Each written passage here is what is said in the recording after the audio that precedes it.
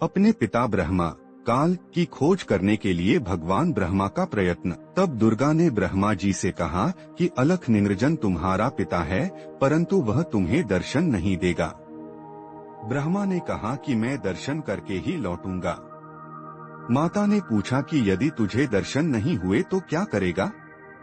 ब्रह्मा ने कहा मैं प्रतिज्ञा करता हूँ, यदि पिता के दर्शन नहीं हुए तो मैं आपके समक्ष नहीं आऊंगा। यह कहकर ब्रह्मा जी व्याकुल होकर उत्तर दिशा की तरफ चल दिया, जहां अंधेरा ही अंधेरा है।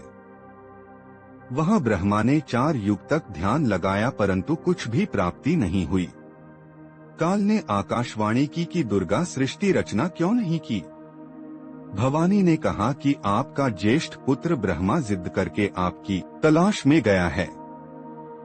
ब्रह्मा काल ने कहा उसे वापस बुला लो, मैं उसे दर्शन नहीं दूंगा। ब्रह्मा के बिना जीव उत्पत्ति का सब कार्य असंभव है। तब दुर्गा प्रकृति ने अपनी शब्द शक्ति से गायत्री नाम की लड़की उत्पन्न की तथा उसे ब्रह्मा को लौटा लाने को कहा। गायत्री ब्रह्मा जी के पास गई, परंतु ब्रह्मा जी समाधि लगाए हुए थे, उन्हें कोई आभास ही नहीं था कि कोई आया है। तब आदि कुमारी प्रकृति ने गायत्री को ध्यान द्वारा बताया कि इसके चरण स्पर्श कर। तब गायत्री ने ऐसा ही किया। ब्रह्मा जी का ध्यान भंग हुआ तो क्रोधवश बोले कि कौन पापिन है जिसने मेरा ध्यान भंग किया है, मैं तुझे शाप दूंगा। गायत्री कहने लगी कि मेरा दोष नहीं है, पहले मेरी बात सुनो तब शाप देना। मेरे को माता ने तुम्हें लौटा लाने को कहा है, क्योंकि आपके बिना जीव उत्पत्ति नहीं हो सकती।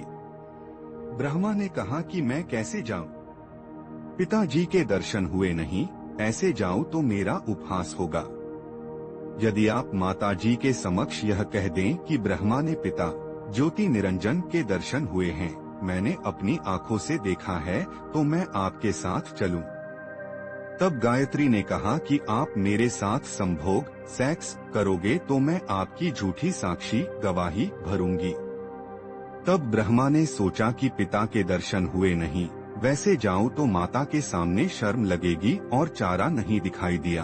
फिर गायत्री से रति क्रिया संभोग की। तब गायत्री ने कहा कि क्यों न एक गवाह और तैयार किया जाए। ब्रह्मा ने कहा बहुत ही अच्छा है। तब गायत्री ने शब्द शक्ति से एक लड़की पुष्पवती नाम की पैदा की तथा उससे दोनों ने कहा कि आप गवाही देना कि ब्रह्मा ने पिता के दर्शन किए हैं। तब पुष्पवती ने कहा कि मैं क्यों झूठी गवाही दूं? हाँ, यदि ब्रह्मा मेरे से रति क्रिया संभोग करे तो गवाही दे सकती हूँ। गायत्री ने ब्रह्मा को समझाया उकसाया कि और कोई चारा नहीं है।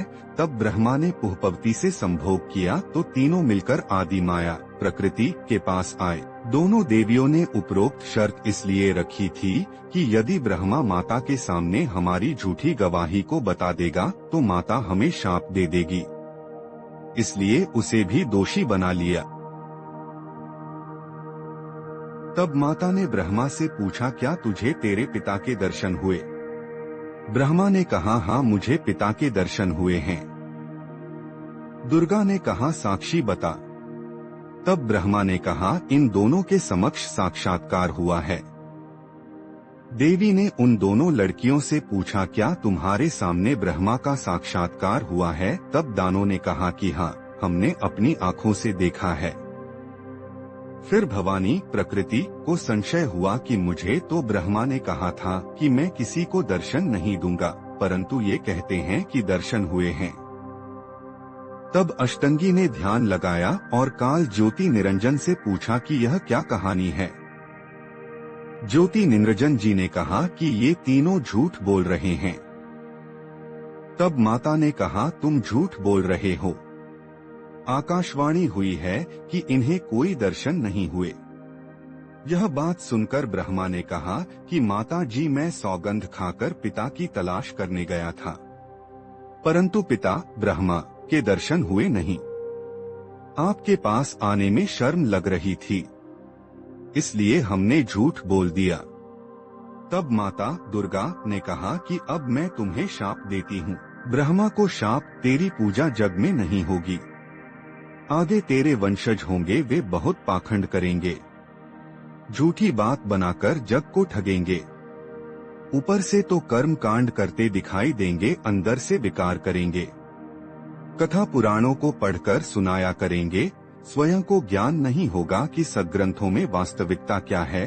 फिर भी मान वश तथा धन प्राप्ति के लिए गुरु बनकर अनुयायियों को लोकवेद शास्त्रा विरुद्ध दंत कथा सुनाया करेंगे। देवी देवों की पूजा करके तथा करवा के दूसरों की निंदा करके कष्ट पर कष्ट उठाएंगे। जो उनके अनुयायी होंगे उनको परमार्थ नहीं बताएंगे, दक्षिणा के लिए जगत को गुमराह करते रहेंगे। अपने आप को सबसे अच्छा मानेंगे, दूसरों को नीचा समझेंगे। जब माता के मुख से यह सुना तो ब्रह्मा मूर्छित होकर जमीन पर गिर गया। बहुत समय उपरांत होश में आया। गायत्री को शाप, तेरे कई सांड पति होंगे, तू मृतलोक में गाय बनेगी। पुष्पवती को शाप, तेरी जगह गंदगी में होगी, तेरे फूलों को कोई पूजा में नहीं लाएगा। इस झूठी गवाही के कारण तुझे यह नरक भोगना होगा। तेरा नाम केवड़ा केतकी होगा। हरियाणा में कुसोंधी कहते हैं। यह गंदगी कुर्डियों वाली जगह पर होती है। इस प्रकार तीनों को शाप देकर माता भवानी बहुत पछताई। इस प्रकार पहले तो जीव बिना सोचे मन काल निरंजन के प्रभाव से गलत कार्य कर देता है, परंतु जब आत्मा सत्पुरुष अंश के प्रभाव से उसे ज्ञान होता है तो पीछे पछताना पड़ता है। जिस प्रकार माता पिता अपने बच्चों को छोटी सी गलती के कारण ताड़ते हैं क्रोधवश होकर, परंतु बाद में बहुत पछताते हैं, यही प्रक्रिया मन काल निरंजन के प्रभाव से सर्व जीवों में क्रियावान हो रही है।